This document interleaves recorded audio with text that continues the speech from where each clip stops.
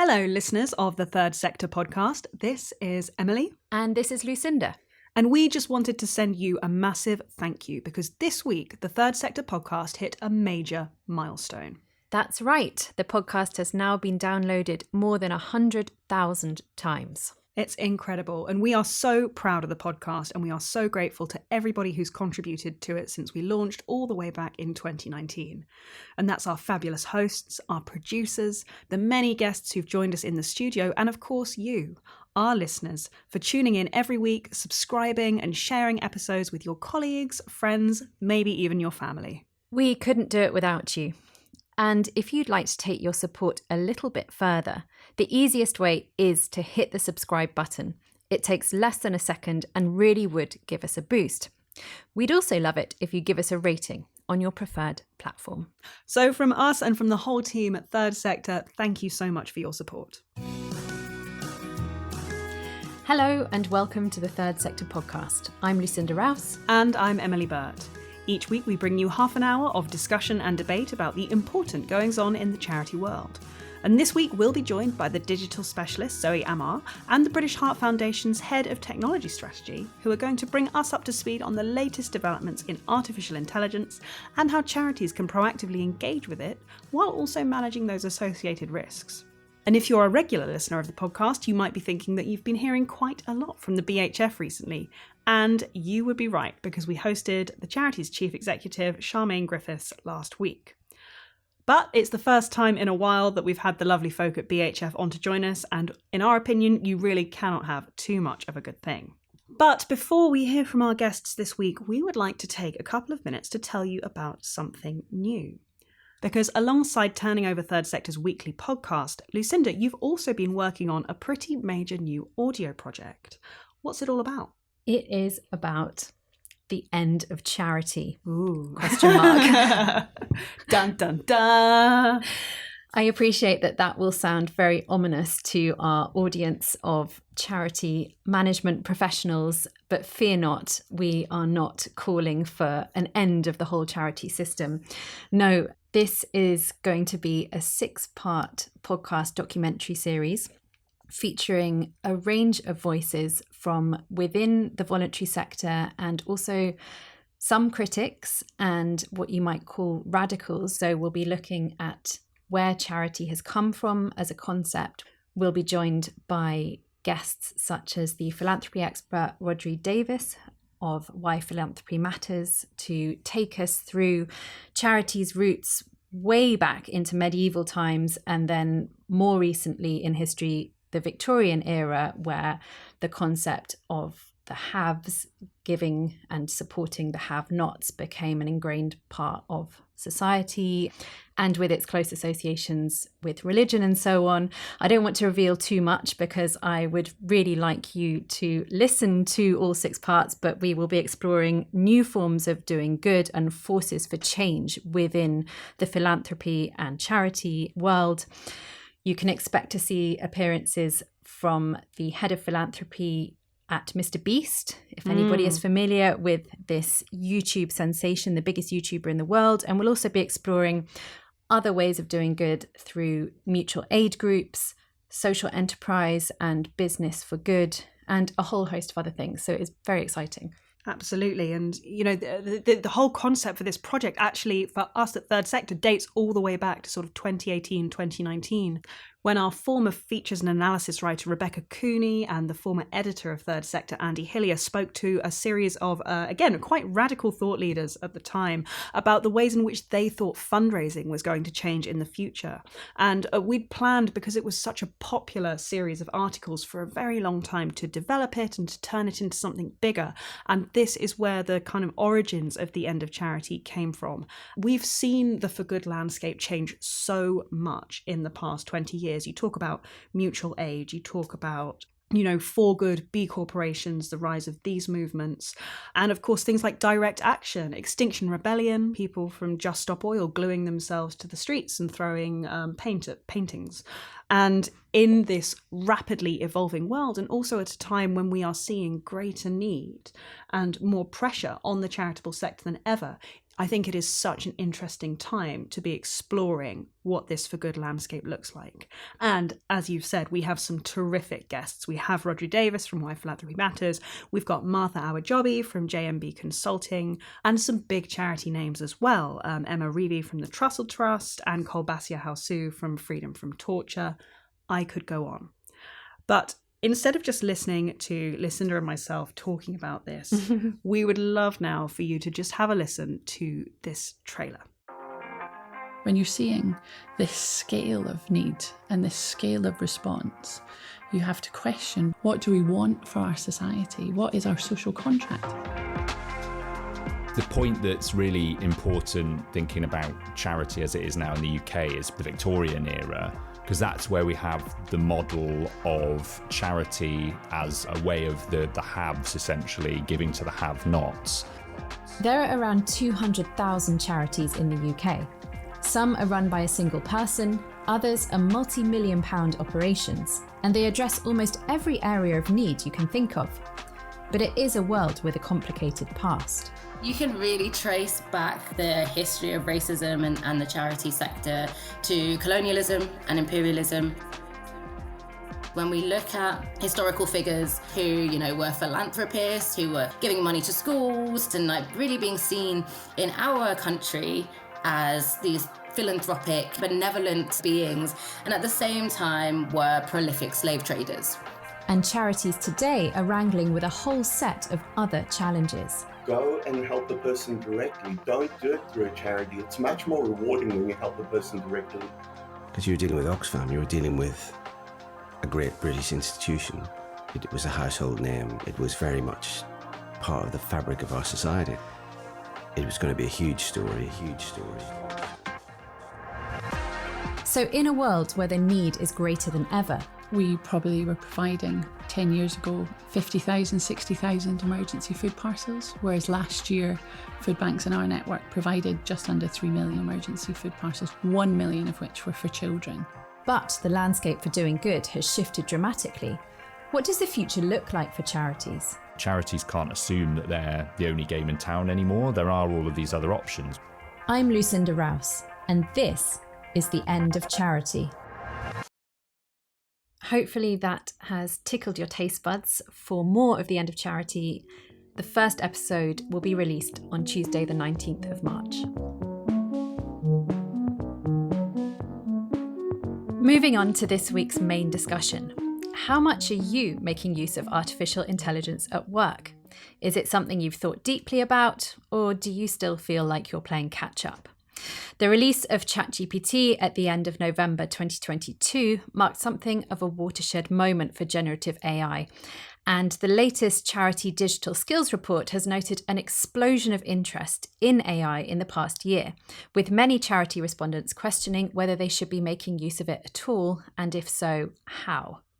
More than a quarter already were, but 3/4 said they didn't feel prepared to respond to the opportunities and challenges that AI presents. Now, we hosted a podcast episode last April about charities and ChatGPT, so we felt that now is the right time to revisit the subject and see how things have come on. Yes, and we are very pleased to be joined by Zoe Amar, who is the founder and director of Zoe Amar Digital, which produces the Charity Digital Skills Report. And Zoe is, of course, also a regular columnist for Third Sector. And she's providing support to charities and not-for-profits who are preparing themselves for AI, among other digital areas. So, Zoe, it's great to have you with us. Hello. Hello. To kick off, could you please just give us a quick recap in your eyes of the developments that you've seen in the AI space over the past year since we were last talking about ChatGPT in April 2023? Absolutely. And it's great timing because I was listening to that episode of your podcast again last night. So there's 3 things that I would pick out. So since April 2023, obviously one of the big things that's happened is we've seen the AI Safety Summit, which took place in the UK last autumn. And that to me revealed some of the prevailing tensions we're already seeing around AI. You know, there's people who believe that AI will take all jobs, like Elon Musk, and those who think that such long-term threats are kind of overblown. own. But what came out of that for civil society, which I think is a really significant development, was more than 100 civil society groups, including Amnesty International and Liberty, signed a statement saying that they were concerned that the sector had been sidelined by the summer. So some noise starting to happen in that area, quite rightly. And then a couple of other things that I'd pick out are obviously one of the big things we've seen since spring of last year is the introduction of these virtual assistants. So Microsoft Copilot. So some of your listeners will be starting to use that. So essentially an AI-powered assistant that's integrated into Microsoft's 365 tools, helping professionals be more productive. And Google has just launched a similar AI assistant tool called Google Gemini, which we're just trialing at the moment in our organisation, actually.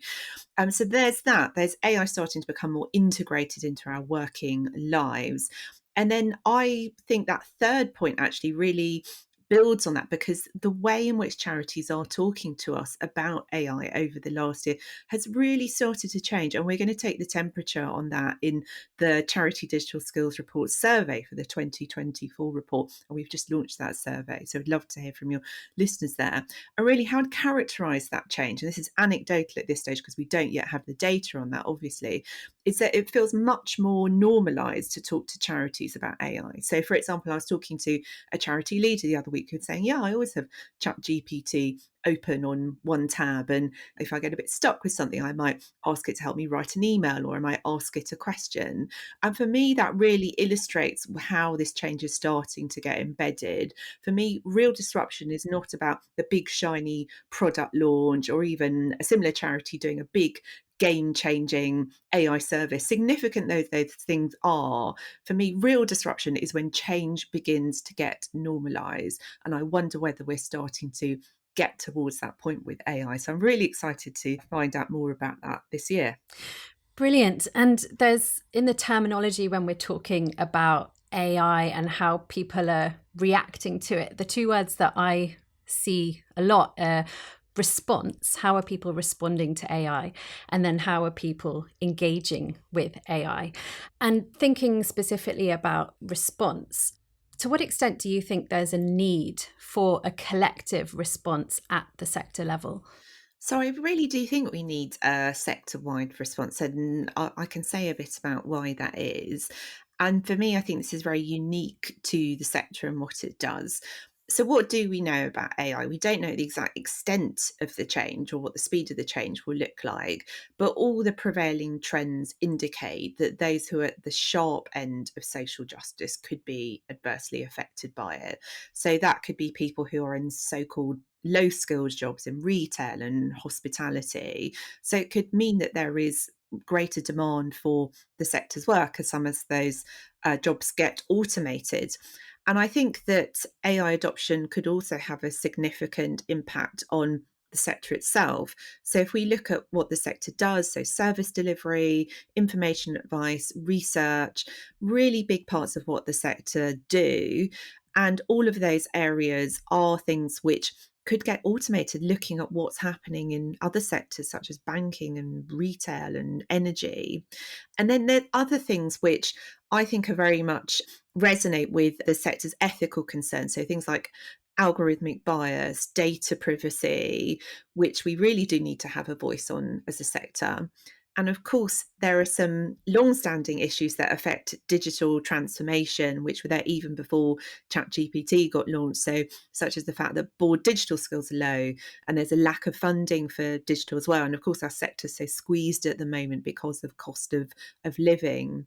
So I think that is why we really need to have a sector-wide response, so we can learn together, we can plan together, and we can work out how, as a sector, we should really be responding to this so that we can continue to support the people who could be impacted by it, but also so that we don't do harm by adopting these tools in the wrong way. Absolutely. And I think just jumping off everything you've said there about those very broad reasons ethically why this is so important, there are also lots of practical, much more macro reasons why organisations need to be really proactive on this front. And Zoe, you and I have spoken quite a bit about AI so far already this year. And one of my favourite phrases, which I have absolutely taken from you, is the phrase stealth IT. And I think this is a really, really important thing for organizations to be mindful of. So can you talk to our listeners a little bit about what exactly it is you mean around the phrase stealth IT when you use that, and how that relates to organizations having to be really proactive when it comes to artificial intelligence and to other new developing technologies within their own walls? Yeah, absolutely. And I think this relates to the point I was making earlier about how disruption can be a kind of creep of these tools into an organization rather than the big bang. So stealth IT has been around for a while. I didn't coin the term. It's also known as grey IT, but it's where you obviously have the official tools that are sanctioned by your organization, but stealth IT is where people start to bring in tools that they just find useful or help improve their productivity. So a case like this might be the organization, not having a position on whether you can use ChatGPT or not, but there might be a team who start to use it. And often it's with very positive intentions. It's about, I want to have more impact, I want to be more productive, I want to do more. But if your organization doesn't have clear parameters for its staff around what data you do and don't put on these tools, what you do and don't use them for, then that's where things can start to get a bit messy. So someone with the best will in the world might put some sensitive data in there, for example, or use the tools in an inappropriate way. And I have to admit, part of me is quite torn about stealth IT because I do like innovation. I like staff to be empowered and to do things differently. But at the same time, because of the risks that come with what charities do, then I think it's very important to make sure that you've got a clear organisational position on policy on what staff can and can't do. And this is about giving them support. It's not necessarily about punishing people. So that is going to become even more prevalent, I think, even more important in the age of AI, because there are so many of these tools coming on stream now and so many integrations.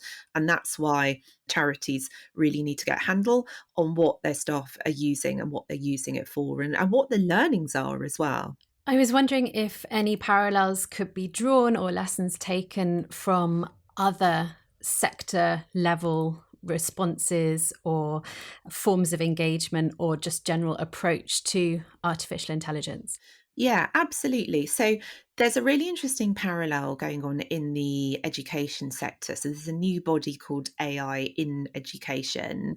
And where I think there's some parallels with the charity sector is they have basically identified 2 or 3 key areas where they can make a difference based on their strengths. So it's essentially a group of head teachers, quite high profile head teachers who've got together, but critically it's also a cross sector effort. So they've got some of the UK's leading scientists and technologists involved from Google and Cambridge University, as well as all these amazing educationists and teachers. And they're focusing on plagiarism and how AI tools can be developed so they're in the interests of young people, and how they give teachers the right advice about AI.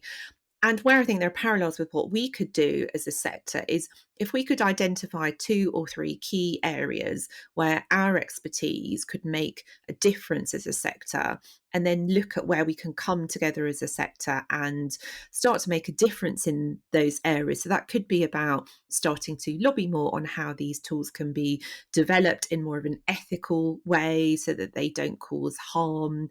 It could be about starting to scenario plan for some of these big changes that are going to affect marginalised groups that could come with the further adoption of AI. It's really about looking at where we can make the biggest difference as a sector, where we're going to be needed, and planning ahead for that. So we've talked quite high level so far, but through your work leading the Charity Digital Skills Report and also wider discussions with charities thinking about AI and how they can use it and the risks that are associated with that, I was wondering if you could give us a couple of examples of different ways in which charities can start to engage with and make use of AI, and particularly organisations which perhaps don't have the resource for big investments but just want to start playing on a low budget level. Yeah, absolutely. So I think the classic way in which a lot of smaller charities are getting started with AI is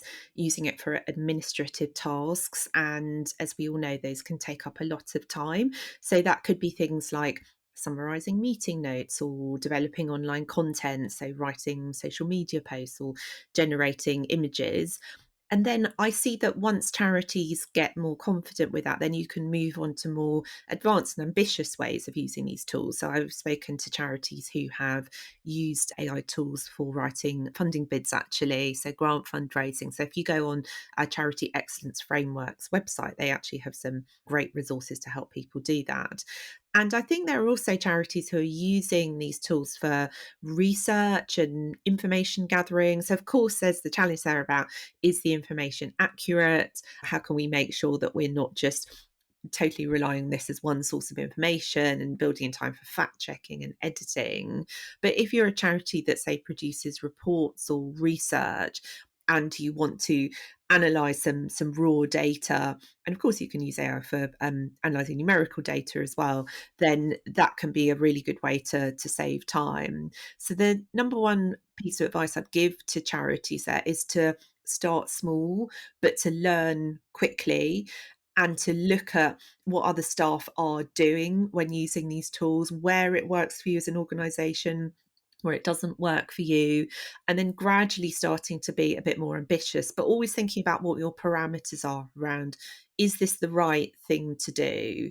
And do we have clarity on where our data is going as well? So being innovative, I'd say, and being open to experimenting and learning together, but at the same time, always thinking about where your comfort levels are in line with your values and your charitable purpose. So much to think about there. It is very opportune that we are joined today by another guest as well from a charity.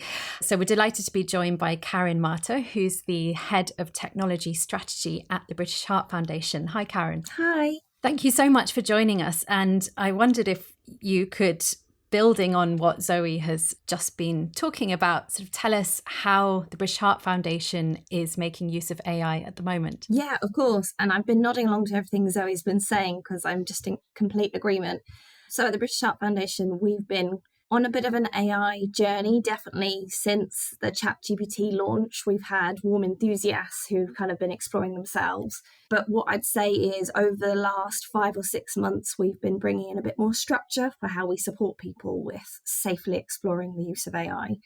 So we've brought in and created an AI working group, as well as establishing an AI community. The AI community is where we want people across the organisation to be able to share learning successes, interesting reports on AI, just all that thing around information.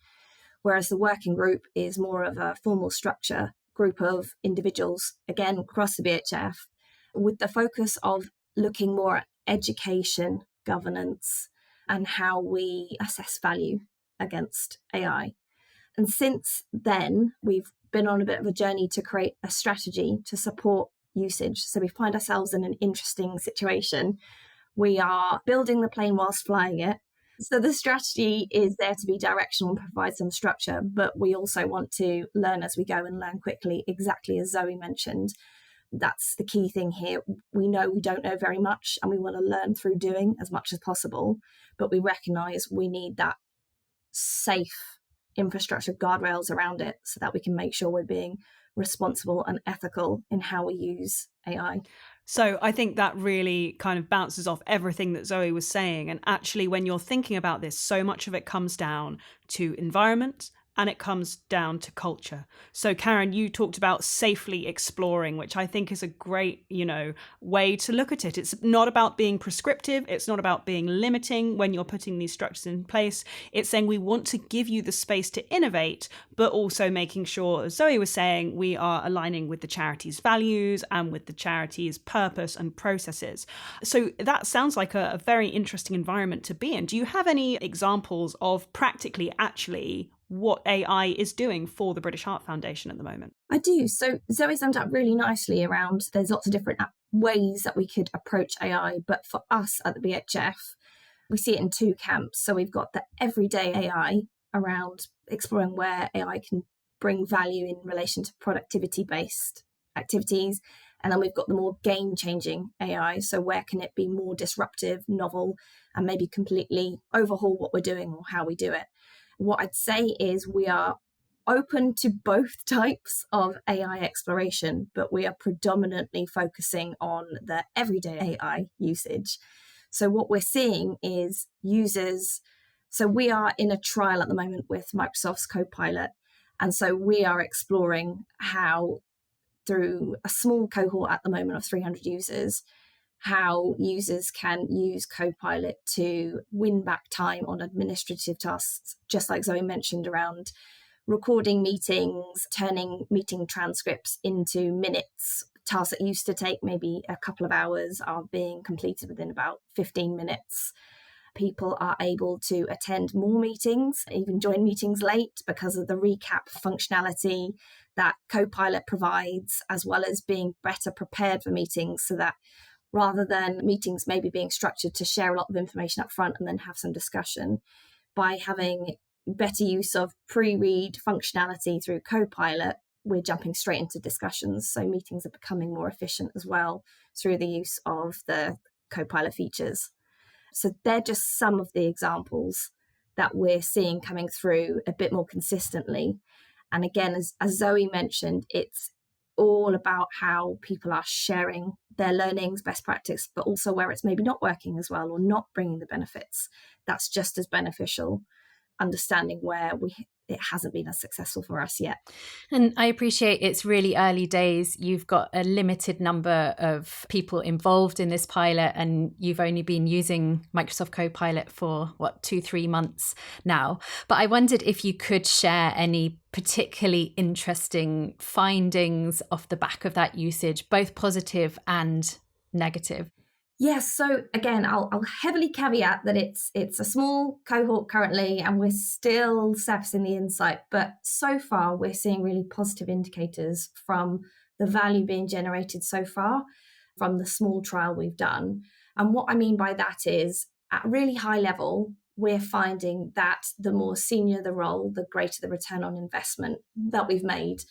We're seeing that for all users, there is a return on investment, which is great news to hear. And we're seeing it in terms of generating content, speeding that process up so that people aren't starting from a blank piece of paper as such. So we're seeing a lot of positive feedback and time saved around that.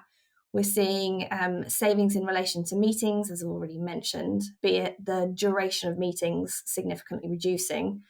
And we're also seeing time saved in relation to using Copilot as a search agent. It's speeding up how people are bringing themselves information and getting familiar in perhaps new topics. Well, that sounds really, really exciting. And I must say, your job and your job title in general sounds like a really brilliant one to have. And you're at a very exciting moment testing things and then also thinking about what might come next. So can you tell us anything about what the plan is for expanding the AI usage at the BHF going forward? Anything new that you're looking to get into? Yes. So what I'd say, full transparency, we don't know exactly where we're going with AI. It's such a fast-paced world, and we know we're not the experts in it.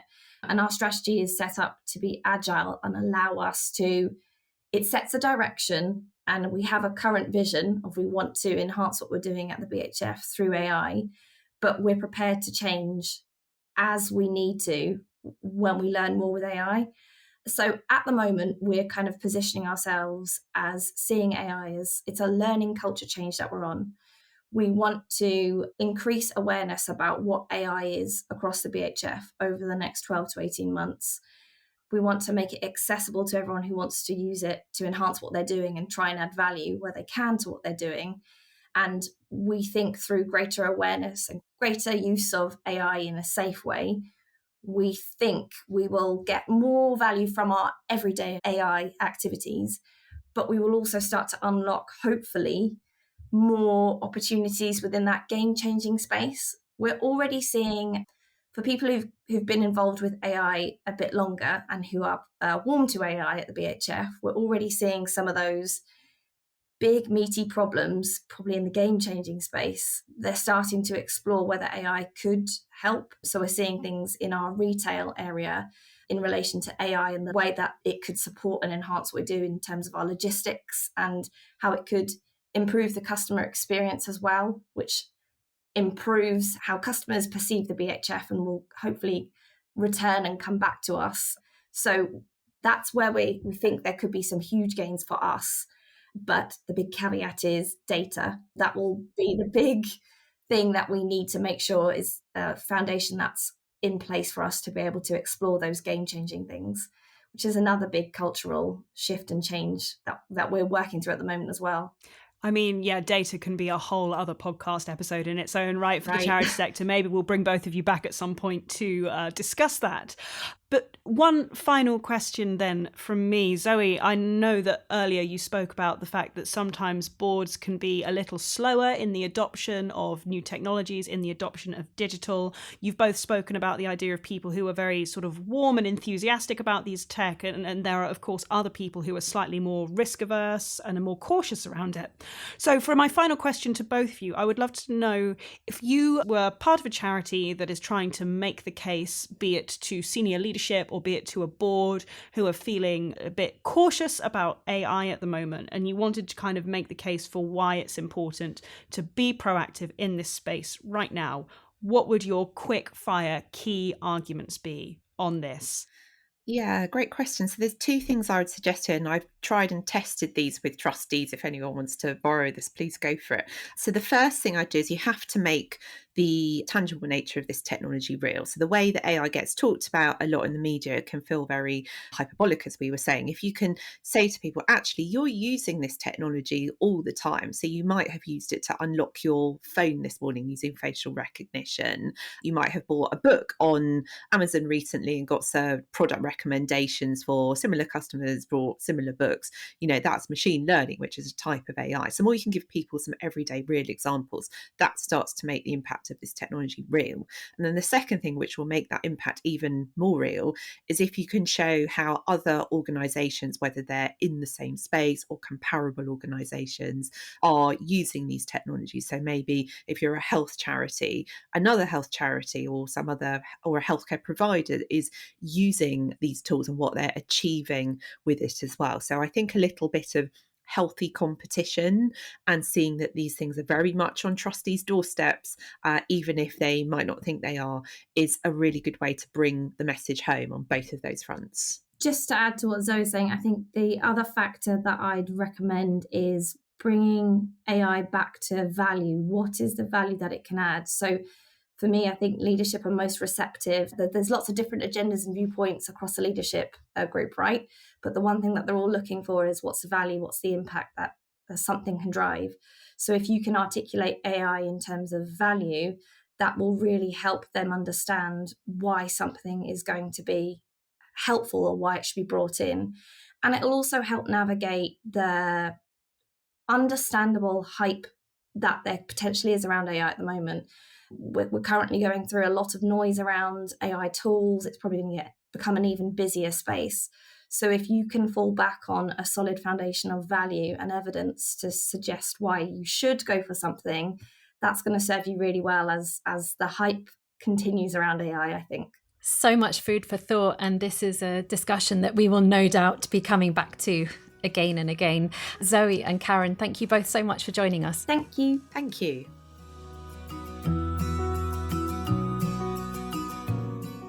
That's it for this week. Next week, we'll be delving into the history of fundraising with Marina Jones, the Deputy Development Director at the ENO.